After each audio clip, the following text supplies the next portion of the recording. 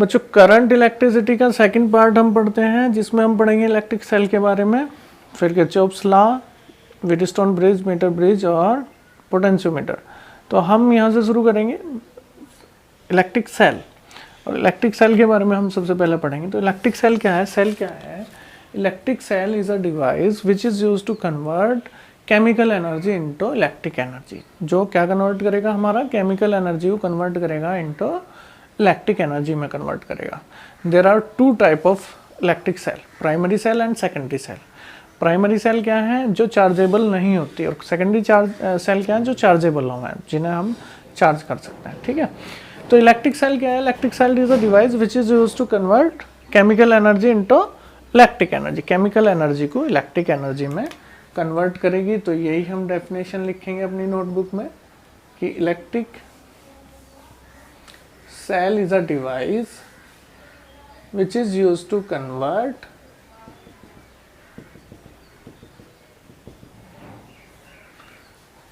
Chemical energy into electric energy. ठीक है, तो ये हमारी इलेक्ट्रिक सेल है। अब इसके बारे इस पे हम पढ़ते हैं, इलेक्ट्रिक सेल के लिए पढ़ते हैं हम टर्मिनल वोल्टेज ऑफ, या टर्मिनल वोल्टेज और potential difference of electric cell. तो potential difference of electric cell,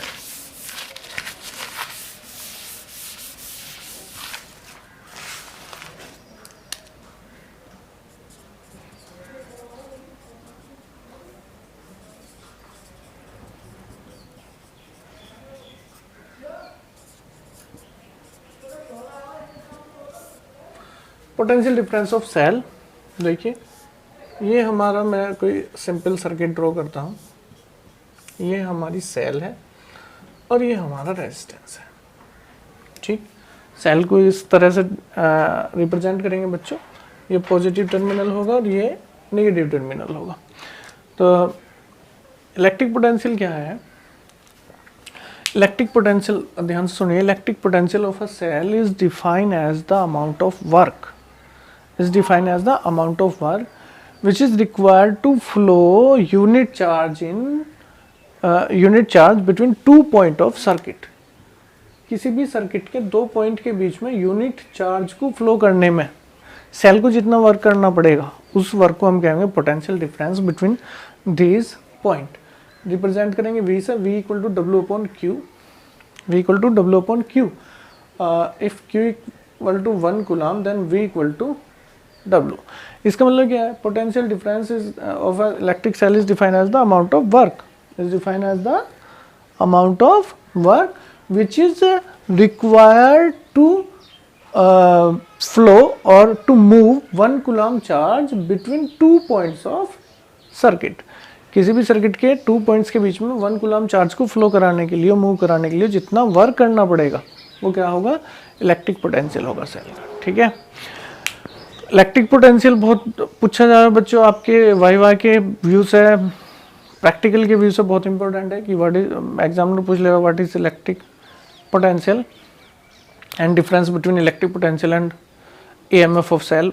बाद में डिस्कस करते हैं, बस यहाँ हम इलेक्ट्रिक पोटेंशियल देखते हैं क्या है। तो electric potential of a cell is defined as the amount of work which is done to revolve और move 1 coulomb charge between 2 points of circuit, या बिटवीन 2 पॉइंट्स ऑफ सर्किट। ठीक है, 2 पॉइंट के बीच में जो फ्लो करने के लिए, रिवॉल्व करने के लिए, मूव करने के लिए वर्क करना पड़ेगा, उसे हम बोलेंगे इलेक्ट्रिक पोटेंशियल। यूनिट देखो, यूनिट वर्क की यूनिट क्या है? जूल, और चार्ज की यूनिट क्या है? कूलम, और जूल पर कूलम को हम क्या बोलते हैं? वोल्ट। तो यूनिट है इसकी वोल्ट। और डायमेंशन देखो बच्चों, डायमेंशन, वर्क की डायमेंशन आपको याद है ml/t-2 और चार्ज की 80, ml/t-3 A-1। ठीक है, ये डायमेंशन है। समझ में आ गया? इलेक्ट्रिक पोटेंशियल क्या है? Electric potential is defined as the amount of work which is done to flow, which is done to move 1 coulomb charge और unit charge between 2 points of circuit. ठीक, अब इसके बाद हम पढ़ते हैं बच्चों EMF, electromotive force of cell.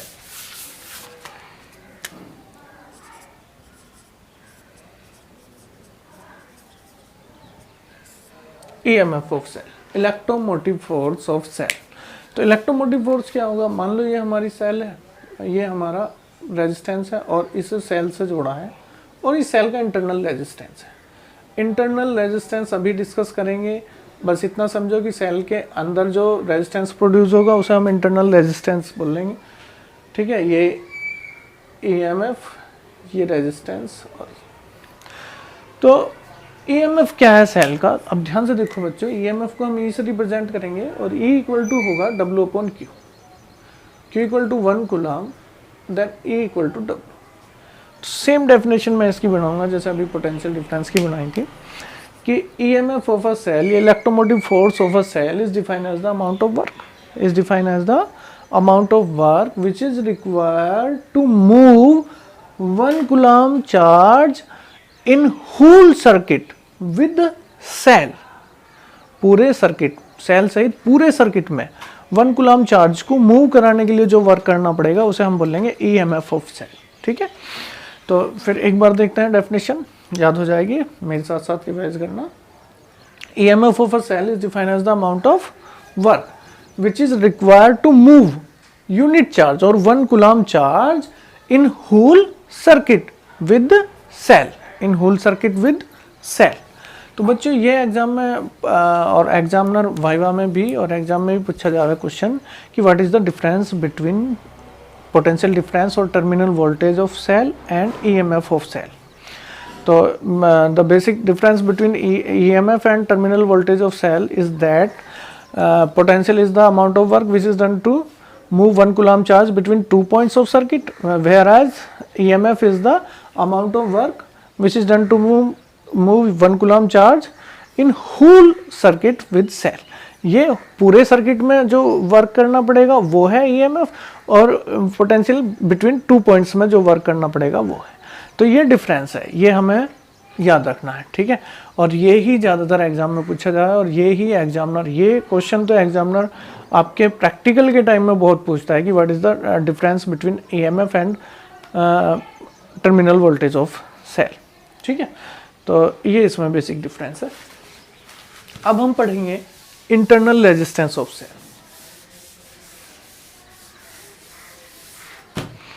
Internal resistance of cell,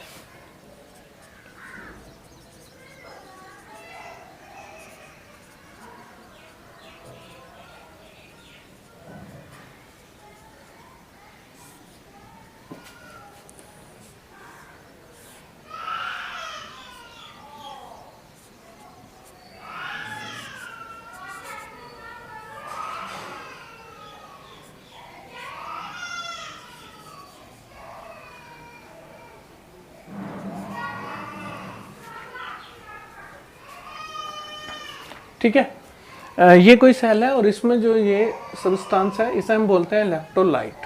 क्या बोलते हैं? इलेक्ट्रोलाइट। आपने पढ़ा है इलेक्ट्रोलाइट, जैसे NaCl इलेक्ट्रोलाइट है, तो इसमें इलेक्ट्रोलाइट है। और इलेक्ट्रोलाइट काय में डिवाइड होगा? आयंस में डिवाइड होगा, और वो आयंस जो इसके अंदर मूव करेंगे, चार्ज मूव करेंगे, जिससे करंट फ्लो होगी। ठीक है। अब क्या है बच्चों, हमने पढ़ा है कि जो करंट फ्लो करेगा वो चार्ज के कारण करेगा। चार्ज आयंस भी हो सकते हैं और इलेक्ट्रॉन्स भी, प्रोटॉन भी। तो इसके अंदर जो इलेक्ट्रॉन है वो जो चार्ज मूव करेंगे, इलेक्ट्रॉन मूव करेंगे। और बेसिकली हम इलेक्ट्रोस्टैटिक्स में जो हमारी करंट इलेक्ट्रिसिटी है उसमें हम पढ़ी रहे हैं current which is produce by electron. ठीक है। तो इलेक्ट्रॉन जो मूव करेंगे, अब ये देखो कि इलेक्ट्रॉन मूव करेंगे तो इसके अंदर जो आयंस हैं, इलेक्ट्रोलाइट के आयंस हैं, वो इन्हें क्या करेंगे, या समझो कि जो एटम्स हैं वो इन्हें अट्रैक्ट करेंगे और इनके पाथ में जो इनसे कोलाइड करेंगे, तो जिससे एक रेजिस्टेंस प्रोड्यूस होगा और वो सेल के अंदर होगा, इसलिए हम उस रेजिस्टेंस को बोलेंगे इंटरनल रेजिस्टेंस। ठीक है। तो when electron move in electrolyte of cell, then ions of electrolyte produce या ions of electrolyte oppose the motion of electron and produce an resistance which is called internal resistance। ठीक है, जो क्या कहलाएगा? Internal resistance कहलाएगा। ठीक। अच्छा, अब ये बताइए कि हम सेल को कैसे यूज़ करते हैं। सेल को किस लिए यूज़ करेंगे बच्चों? इलेक्ट्रिक एनर्जी लेने के लिए। अब जैसा कोई भी हम एक्सटर्नल वर्क करेंगे, जैसे हमने लाइट में सेल यूज़ करी है, एक बैटरी है, बैटरी से लाइट हम प्रोड्यूस करा रहे हैं तो उसमें इलेक्ट्रिक सेल यूज़ कर रहे हैं, और जैसे आपकी घर पे आपका बैटरा है, ठीक है, तो या बैटरी है जिससे आप लाइट अपनी प्रोड्यूस करा रहे हैं, तो वो भी क्या है, बैटरी है। और उससे जो आप लाइट ले रहे हैं या कुछ भी वर्क कर रहे हैं, जैसे फ़ैन आप रन करा रहे हैं, तो वो जो आप उससे वर्क करा रहे हैं वो क्या होगा, जैसे फ़ैन है तो फ़ैन का जो रेजिस्टेंस होगा वो एक्सटर्नल रेजिस्टेंस होगा। कैसा रेजिस्टेंस? External resistance. और इसके अंदर जो रेजिस्टेंस होगा उसे हम बोलेंगे इंटरनल रेजिस्टेंस। तो इंटरनल रेजिस्टेंस को एक बार फिर से याद कर लीजिए। इंटरनल रेजिस्टेंस क्या है? In electrolyte ions produce an obstacle in path of electron which is called internal resistance, of cell, ठीक है। When we draw current from cell, then then we required there are required two work by cell। तो cell से दो work होंगे, first होगा against internal resistance और second होगा against external resistance. तो दो वर्क हमें सेल से हमारी सेल को करने पड़ेंगे जब हम सेल से करंट ड्रॉ कराएंगे, ठीक है। तो ये सेल है हमारी। If we withdraw current from external resistance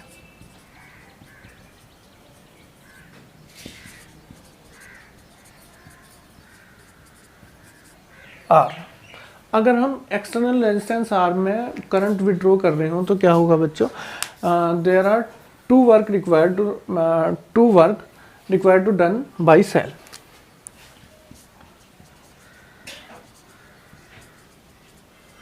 to work required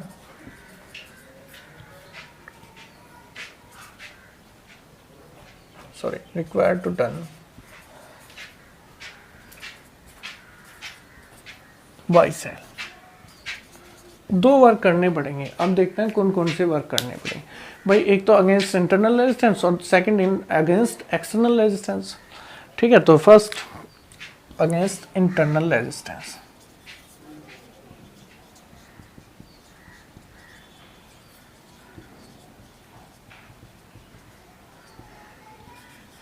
और इस वर्क को मैं लिख देता हूं इंटरनल, ठीक है। अब आपने अभी पढ़ा है V equal to W upon Q, तो यहाँ से W इक्वल टू क्या होगा? V Q. लेकिन यहाँ V भी क्या होगा? इंटरनल, क्योंकि हम क्या इंटरनल वर्क निकाल रहे हैं, ठीक है। अब बच्चों आपने पढ़ा है V equal to I R पढ़ा है हमने। अब V equal to I R क्या है? रेजिस्टेंस। अब आप कौन सा वर्क निकाल रहे हो? इंटरनल। तो यहाँ रेजिस्टेंस भी कौन सा लेना पड़ेगा? इंटरनल। और जो इंटरनल रेजिस्टेंस है उसे हम रिप्रेजेंट करेंगे स्मॉल आर से। कैसे रिप्रेजेंट करेंगे? स्मॉल आर से। तो V इक्वल टू लिखेंगे हम आई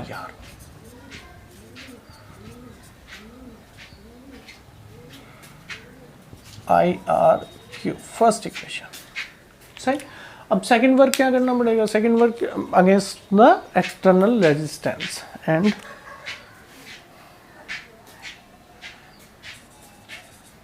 work done against the external resistance। External resistance के अगेंस्ट, तो इसे मैं एक्सटर्नल बोलूंगा, V एक्सटर्नल इंटू Q। अब V इक्वल टू क्या है? I R. V equal to क्या है? I R. अब R कौन सा लोगे बच्चों? एक्सटर्नल। तो V equal to capital R मैं यहाँ पर रखूंगा, I R, then V external, W external equal to I R Q. This is second equation, ठीक है। समझ में आ गया?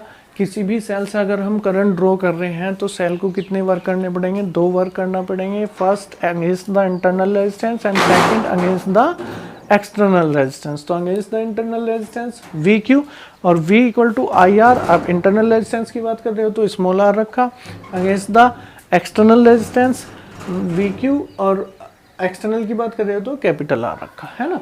अब टोटल वर्क मैं निकाल लेता हूँ, total work done by cell.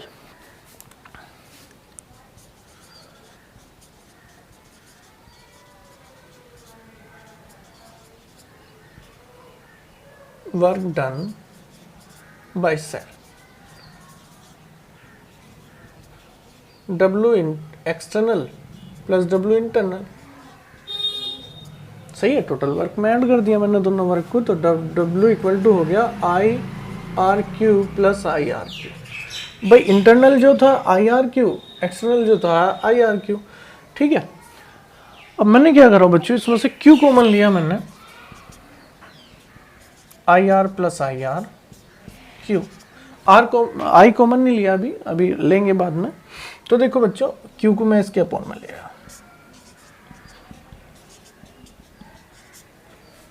IR plus IR, ठीक है।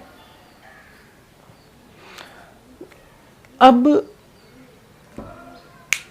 क्या करेंगे, W अपॉन Q बच्चों हमने पढ़ा है E equal to W upon Q और V equal to W upon Q, E equal to W upon Q और V equal to W upon Q। अब यहाँ पे मैं क्या रखूँ, E रखूँ या V रखूँ, ये क्वेश्चन है भाई। मैं यहाँ पे E रखूँगा या V रखूँगा, तो अब ये देखने की बात है बच्चों कि हमारा ये W क्या है, ये टोटल वर्क है ना, total work in whole circuit with cell, cell के अंदर भी जो करना पड़ रहा है और बाहर भी जो, उसे जोड़ के टोटल वर्क आया ना। अब हमने जो डेफिनेशन पढ़ी थी पोटेंशियल की और EMF की, उसमें क्या डिफरेंस था कि पोटेंशियल है work done by cell between 2 points, work done by cell to move 1 coulomb charge या यूनिट चार्ज बिटवीन 2 पॉइंट्स, और EMF क्या है, work done by cell to move unit charge whole circuit with cell. तो ये total work है ना, whole circuit, तो इसलिए मुझे यहाँ क्या रखना चाहिए, EMF। तो ये होगा मेरा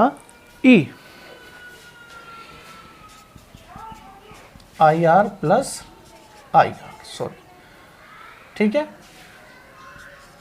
अब यहां से अगर आप I निकाल लोगे तो ER प्लस R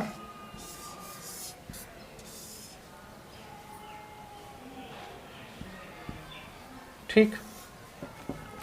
और आपको पता है कि जो IR है हमारा वो किसके इक्वल है, V के, तो E इक्वल टू हो जाएगा V plus IR, E equal to V plus IR। और यहाँ से अगर इंटरनल रेजिस्टेंस आप निकाल लोगे तो E minus V upon I, ठीक है। ये हो गया हमारा इंटरनल रेजिस्टेंस ऑफ सेल, ठीक। इक्वेशन याद रखेंगे बच्चों, E equal to V plus IR, where E is EMF of cell, V is potential of cell, terminal potential of cell, I is current which is draw from the cell, R is the internal resistance of cell, ठीक। तो ये है हमारा internal resistance. एक बार शुरू से मैं एक बार रिवाइज करता हूँ यहाँ तक। सबसे पहले हमने पढ़ा था टर्मिनल वोल्टेज या potential difference between terminal of cell. तो पोटेंशियल डिफरेंस या टर्मिनल वोल्टेज किसी सेल का क्या होगा, the work done by cell to move unit charge between two specific point या और 2 point of circuit। किसी भी सर्किट के 2 पॉइंट के बीच में 1 कूलम चार्ज को जो मूव कराने में वर्क करना पड़ेगा वो पोटेंशियल टर्मिनल वोल्टेज होगा हमारी सेल का।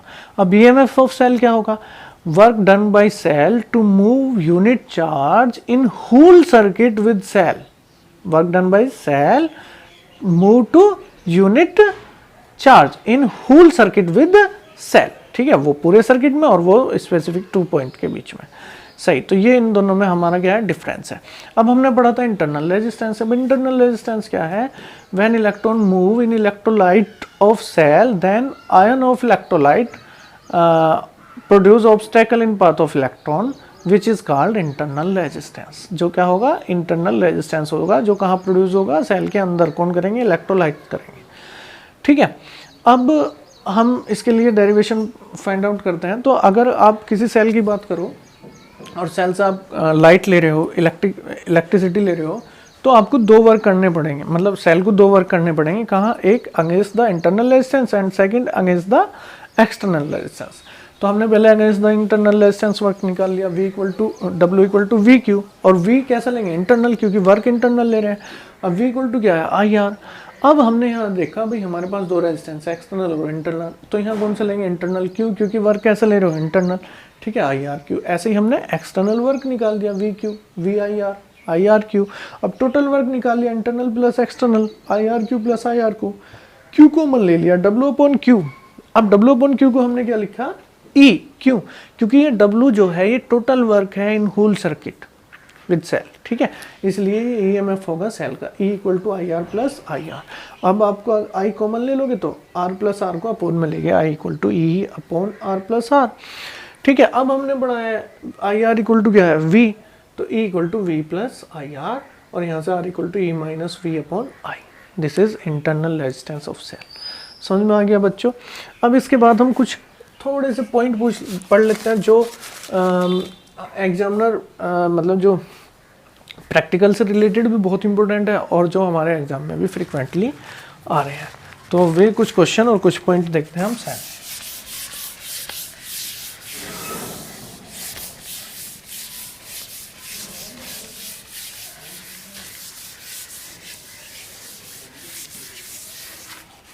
फर्स्ट क्वेश्चन है, on which factor internal resistance and EMF of cell is depend.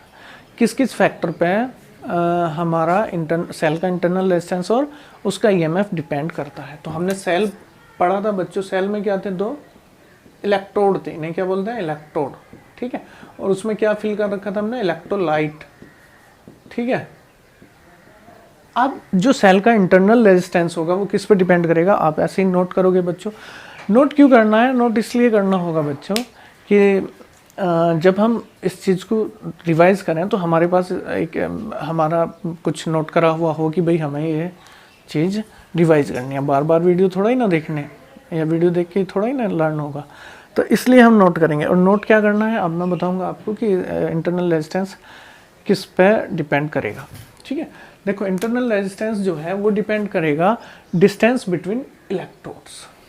First point है, internal resistance is depend on distance between electrodes. It is depend on nature of electrolyte. जो इसके अंदर fill कर रखा है हमने substance, वो क्या है, इलेक्ट्रोलाइट, उसकी नेचर पर डिपेंड करेगा। Second, internal resistance of cell is depend on nature of electrolyte.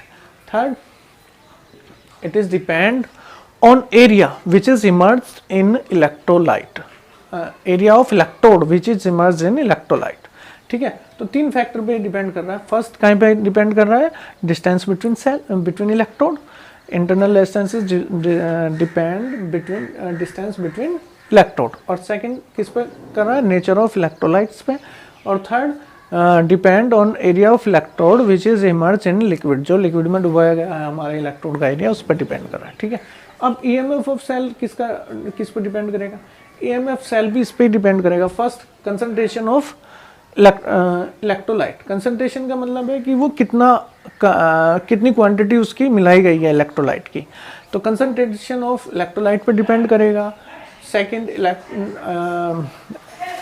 Area of electrode पे डिपेंड करेगा, कितना एरिया है, एरिया ऑफ इलेक्ट्रोड पे डिपेंड करेगा, ठीक है।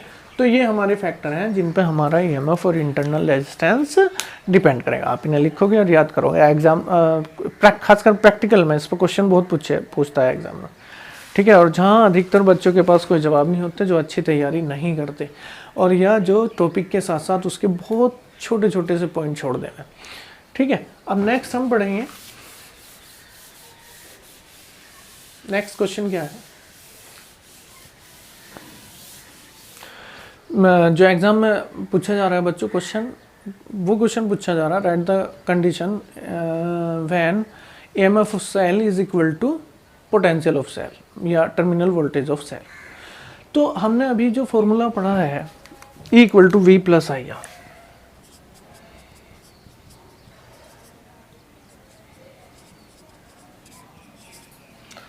E equal to V plus I R. बच्चों ये कब पढ़ा, जब हम सेल से करंट ले रहे थे, when we withdraw the current from cell.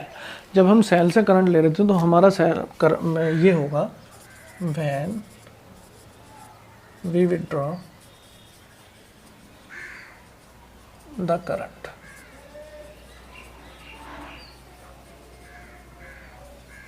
From cell, तो E इक्वल टू होगा V प्लस आई आर, ठीक है।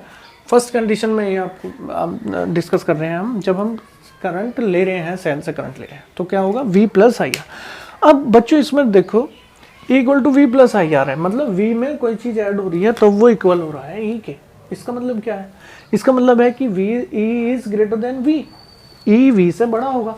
क्योंकि देखो भाई E equal to V plus I R, मतलब वी में कुछ हमने ऐड करा है तब वो किसके इक्वल हुआ? ई के। अब वी में ऐड करना पड़ रहा है तो वी कम होगा ना।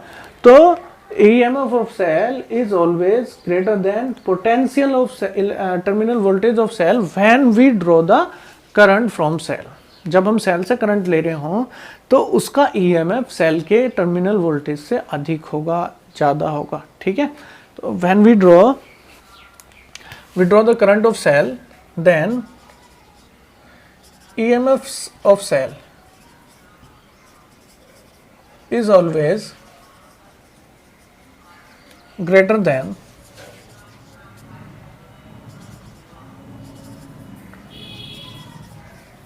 terminal voltage।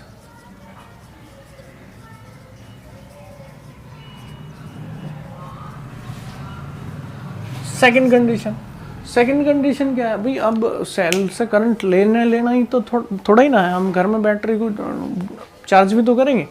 मतलब व्हेन वी गिव करंट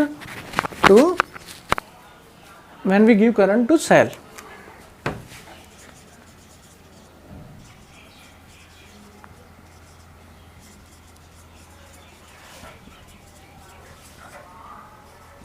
अब देखो एक बार करंट ले रहे हैं और एक बार करंट देंगे तो करंट की डायरेक्शन चेंज होगी ना भाई। पहले ले रहे हैं, अगर लेने की डायरेक्शन ये है हमारे वायर से, तो देने की डायरेक्शन ये होगी, तो करंट की डायरेक्शन चेंज होगी तो करंट नेगेटिव होगी, मतलब equal to V minus I R होगा, ठीक है। तो ये माइंड में बैठा लो कि अगर करंट सेल से ले रहे हैं तो equal to V plus I R, current cell को दे रहे हैं मतलब चार्ज कर रहे हैं तो equal to V minus I R, equal to V minus I R. अब यहाँ डिस्कस करते हैं बच्चों, ई वी इक्वल हो रहा है ई के जब वी में से कुछ सब्ट्रैक्ट हमें करना पड़ रहा है। वी ई के इक्वल तब हो रहा है जब हमें वी से कुछ सब्ट्रैक्ट करना पड़ रहा है, इसका मतलब वी अधिक है, तभी तो इसमें से सब्ट्रैक्ट करना पड़ रहा है इक्वल करने के लिए। तो इसका मतलब when we give current to cell then its terminal voltage always greater than EMF of cell, then its terminal voltage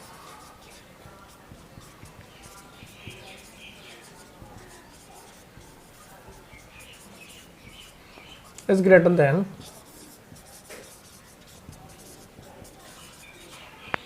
EMF of cell। Third condition इसकी क्या है? थर्ड कंडीशन है कि जब हम सेल से करंट ही ना ले रहे हो। भाई दो ही तो तीन ही कंडीशन हो सके, या तो करंट दे रहे हो या ले रहे हो या करंट ना ले रहे हो। तो व्हेन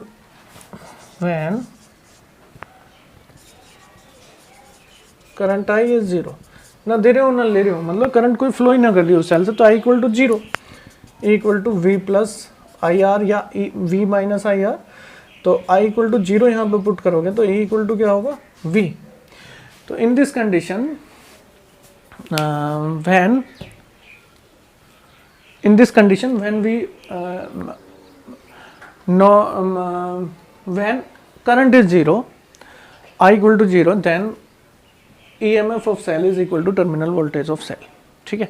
तो ये बच्चों ये क्वेश्चन बहुत एग्जाम में पूछता है कि write the condition when EMF of cell is equal to terminal voltage of cell. बहुत ही इंपॉर्टेंट है और बहुत ज़्यादा इस पर डिस्कस करते हैं। अगर टीचर कोई भी तुमसे कहीं भी बात करेगा तो वो ये क्वेश्चन जनरली पूछ लेता है कि वो कंडीशन बताओ जब सेल का EMF उसके टर्मिनल वोल्टेज के इक्वल होगा। तो कब? जब व्हेन आई इज जीरो, जब करंट जीरो होगी तो उसका टर्मिनल वोल्टेज EMF के इक्वल होगा। When current I equal to zero then EMF of cell is equal to terminal voltage of cell. तो ये तीन कंडीशन है हमारी। फर्स्ट, जब हम करंट सेल से ले रहे हो, विड्रॉ कर रहे हो, तो E इक्वल टू क्या होगा? वी प्लस आई आर, मतलब EMF of cell is greater than terminal voltage of cell. और second, when we give current to cell then equal to V minus I R, इसका मतलब terminal voltage is greater than the EMF of cell. और जब current ही zero हो, I zero हो, then EMF of cell is equal to terminal voltage of cell, ठीक है। ये हमारी तीन कंडीशन है। अब बच्चों हम क्या डिस्कस, अब क्वेश्चन देखते हैं इसमें।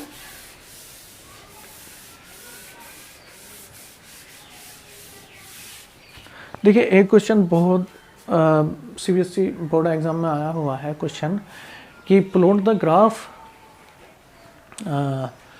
बिटवीन V एंड I और plot the graph for change of या variation of potential difference terminal voltage of cell versus I।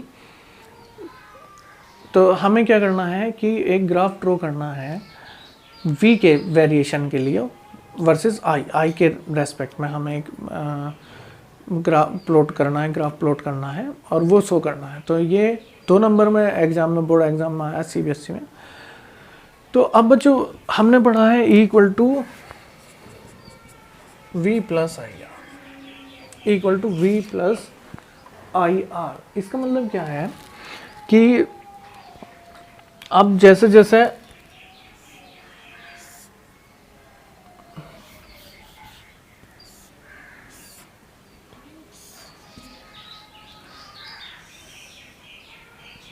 Potential बढ़ाओगे वैसे वैसे करंट की वैल्यू बढ़ती जाएगी। ठीक है, मतलब जैसे जैसे आप पोटेंशियल को इंक्रीज करोगे वैसे वैसे current I equal to E minus V upon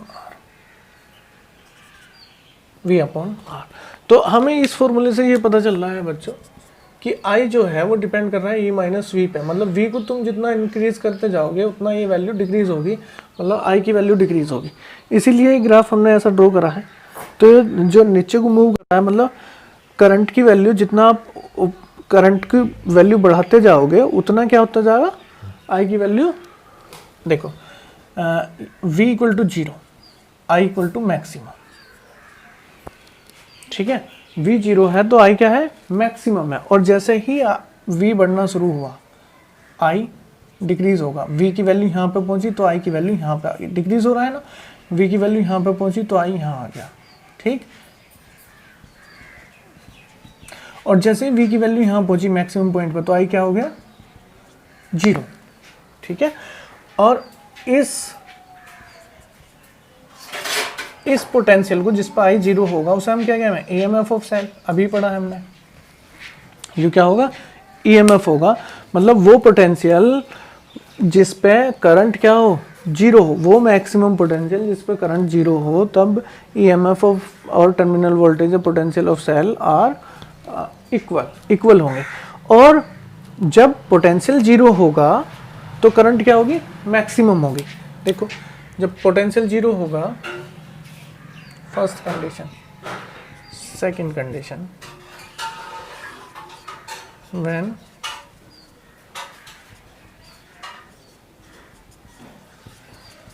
equal to 0 plus I, और I यहाँ पे मैक्सिमम होगी तो I maximum I E upon R. ठीक है, मैक्सिमम I क्या होगा, E अपॉन आर होगा। ठीक, तो हमें ग्राफ ड्रॉ करना था V और I के बीच में, और उस पर हमें ग्राफ पे शो करना था इलेक्ट्रोमोटिव फोर्स। इलेक्ट्रोमोटिव फोर्स क्या होगा, इलेक्ट्रोमोटिव फोर्स का वो E इक्वल टू क्या होगा, V होगा। थर्ड कंडीशन में यहाँ लिख देता हूँ, व्हेन I इक्वल टू 0 तो E equal to V, E equal to V होगा। जब I की वैल्यू 0 होगी तो E इक्वल टू क्या होगा, V मैक्सिमम होगा, और मैक्सिमम पोटेंशियल डिफरेंस ही EMF के इक्वल होगा। ठीक है, और जब V की वैल्यू 0 होगी तो I क्या होगा, I मैक्सिमम होगा। ठीक है, E अपॉन आर। तो ये क्वेश्चन हमारा बोर्ड एग्जाम में आया है, ग्राफ दिखाने के लिए, वेरिएशन दिखाने के लिए बिटवीन V एंड I। ठीक है।